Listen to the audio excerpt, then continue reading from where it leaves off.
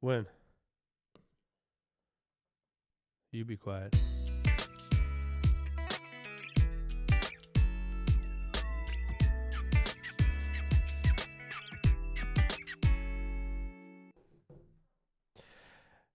Good morning, America. It is playoff season, and we're excited. We are jumping right into it this weekend. We have a very sexy playoff bracket going. Very excited to talk about it. Today, I have no guest, and so this is my dog, Thumper, and she's going to be joining me on the show today. She's going to give us her insights and who she thinks is going to win the league. So before we jump into playoffs, I just want to talk about the people that didn't make playoffs really quick, just because they're going to get no coverage for the rest of the season. And I think it's important, not necessarily that we recognize them, but that maybe we just acknowledge what they didn't get done this year. First off, I'd like to start with Team Ryan Schnell. We'll kind of start. Actually, I'd like to start with Team McDonough. We'll start with the best of the group. So Team McDonough had a fantastic season, especially being first year in the league. Very excited to have such a contender in the league. And 6-7, he really should have been in playoffs. But in a small way, he is paying his small dues in the league, being brand new. But again, great season, Team McDonough. You beat me when we played.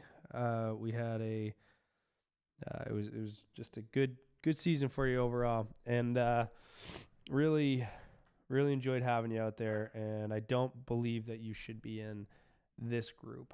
We'll move to the next ranked team, Team Connolly, who made a big surge coming into the end of the year. I barely squeegeed him out by half a point last week, and I found myself in playoffs, which is great.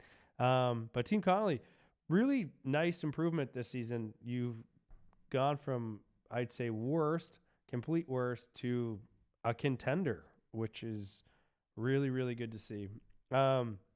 Team Schnell, you seemed like you had some sort of a run there for a bit. You always put the energy into the league, which is great. I think possibly maybe the talent just isn't there. So the effort is, but some guys just don't have it. And I don't want to say that just yet, but that might be the case here, and that's okay. You're going to need those guys on the edge of playoffs and mainly find themselves out of playoffs. But what I'm excited about for Team Schnell is maybe just hopefully getting a good place in the draft, pick-wise, early on next season, and maybe we will see him in playoffs. So again, great effort by Team Schnell. I'd say top 3-4 effort, when it came to really putting time in to the waiver wire, to trades, to texting guys, things like that. But, maybe you're just not good enough, and sometimes that's okay. Not always, but sometimes. And so I don't know if it is or not, but I'm not upset about it because obviously you're not in playoffs. So moving on to Team Plummer. Team Plummer, I think, is right where he needs to be. I don't think he's going to get any better, even though I know that he had a pretty good squad throughout the year, but he had a lot of injuries. But, you got to think about that when you're making drafts. Your injury-prone guys that have habitually been injured throughout the season and other years. I'm a big-time when I'm drafting a guy, not that, I'm the best or anything. But right now, I'm up there. But you got to look at how many games your guys are usually playing a season. For instance, a Jordan Reed, typically don't want a guy like that. The guy's probably going to be out a good amount of the year. Just being conscious of that. And that's, outside of that, great energy guy. Loved being around him. love seeing his team in the league. Just, hopefully next year he can prove us all wrong and find himself somewhere else in the standings. Team Johnson, he's former champion. Not really sure what's going on with his organization. I spoke with him. It sounds like he's in a rebuilding process, which is fine. But last place really is unacceptable for anyone. And we expect a lot more out of you. And, I just hoping you can rebound as well. You typically don't want to see the same guys in the lower tier all the time, but it's kind of what we're seeing here. And so I think that is kind of a pattern. And so, I think that's on you guys. Moving to the real news, the winner's bracket. The winner's bracket, I don't think could be any sexier than it is. All the teams are competitive. I think the only team that should be in this mix would be Team McDonough as well. But every team in here has a chance to win their game, which is really good to see. We'll start with Team Tice. Why don't we start with the winner's bracket itself? The winner's bracket A, which includes Team Tice, Team Riley Smith, America's Team, me, and Team Ryan Kreider, are all new would be a new champion to the league. There is not one person in that bracket that has won the league, which is pretty exciting. On the other end, bracket B, this is an experienced group. I think we have 7 championships among those 4 teams. That's pretty scary. But I do like that they're going to be knocking each other out on the way to the finals. And so we will have a chance at a new winner this year in the finals, no matter what, which is great. So we'll break down a couple of the games, or all the games here. We have 4 games, Team Tice and Team Riley Smith. Team Tice, you have James Conner out. I think that's going to be too big of a hit for you, even though the projections are pretty close. You do have Coleman. The Falcons suck. Not to say Samuels is that good on Pittsburgh over on Team Smith's side. But I do think Team Smith is going to pull this one out. And I'm actually very excited about that because Team Tice put a beating on too many people this year, and I think he's just now cooling off when he shouldn't be. And I think we all kind of saw that. You've had your fun. You won their regular season. Congratulations. I think I was talking to Team Porter earlier. I think you get $0 for that. So congrats. Moving on to America's team against Team Ryan Kreider. We did have a Thursday night game that did affect this game. Leonard Fournette had a terrible, terrible game. On the other hand, Derrick Henry, who I don't believe any of us had in this league, had a blowout game, which was crazy. And then Corey Davis, not a good showing on a wide receiver. You don't want anyone to get 3 or 4 points to start your playoffs. He has 7, 2 guys down. And the Tennessee D, which I had, have 12. So looks like I might be moving on to the semis for the 5th year in a row. Semis or finals, 5th year in a row. Not a big deal, but it kind of is a huge deal in the same time. 5 years, semis or finals, that's impressive.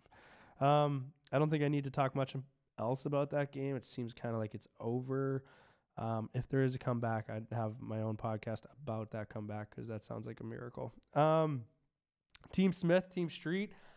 This is my favorite game of the week because Team Smith and Team Street are 2 of my favorite teams. I love their energy in the league, how often they're making trades. They don't ever make bad trades. It always seems like they're slacking someone else in the trade.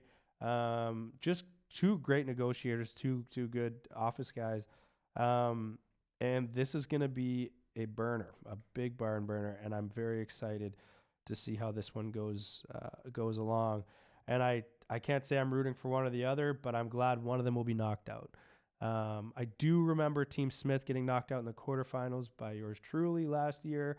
That was fun to watch. So if he goes down again, he is kind of making a statement, a case for his team to be a quarterfinals team and out. Although he did win the championship before that. But it seems like that may have been a fluke if he loses this game. So, Team Smith, you did have the trophy for a while. Don't feel too bad about you. too bad about it, just given the fact he spent a lot of hours, a lot of days with that, a lot of years with that when he shouldn't have had it. Yeah, again, I have no favorite here. Thumper seems to want Team Smith to lose. Yeah, excited for that game. Very excited. Team Culver, the former champion, versus Team Porter, a two-time champion. This is also a heavy hitter game. We have two heavyweights here. Well, I wouldn't call Team Culver a heavyweight just yet, but he is back in playoffs, and he is projected to win this game by 6.5 points. And he is the past champion, so I will, I guess he is a heavyweight. Cam Newton, although Team Culver does have some guys that I'm suspect on. Gabriel, Howard, Newton, Chubb can be very hit or miss, as we saw last weekend, but he has guys like Antonio Brown, Travis Kelce, who can carry his squad. Mason Crosby, great kicker, guy gets a lot of points. Not to say you ever want to rely on a kicker. And then you have Team Porter, who has, I believe, some bigger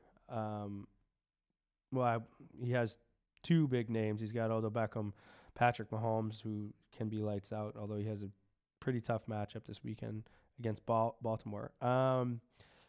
So this will be a great matchup too. Team Porter projected 109, Team Culver 115. I do think that might end up a little lopsided with Team Porter taking the win there. That's just my projection. So if I were to go ahead and make just some predictions while I have you, I think it will be in bracket A, which is the new winners bracket.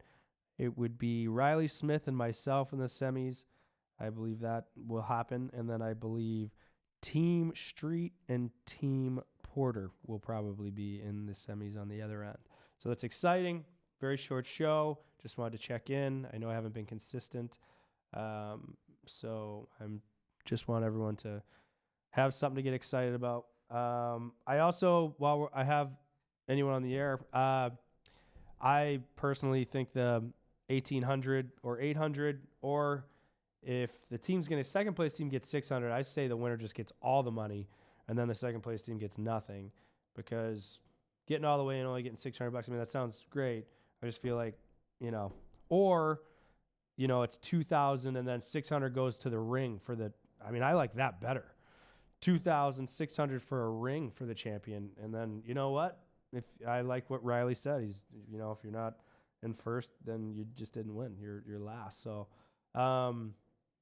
yeah. So just a thought. I know guys probably won't go for that, but maybe, a couple $100 for the ring and, $600 for the second place. I don't know, but I do think there should be some sort of money allotted for a ring for the winner, because you can't carry around the trophy with you everywhere, but you can definitely wear the ring, especially when you're on dates and you're around anyone in public. I know I would wear mine everywhere. So just an idea. I don't want to purchase my own ring this year, so if we could allot some sort of dollars towards that, that'd be great. Outside of that, good luck everyone this weekend. Stay safe. And I don't know what you're staying safe from, but just good luck. Good luck. All right. Bye.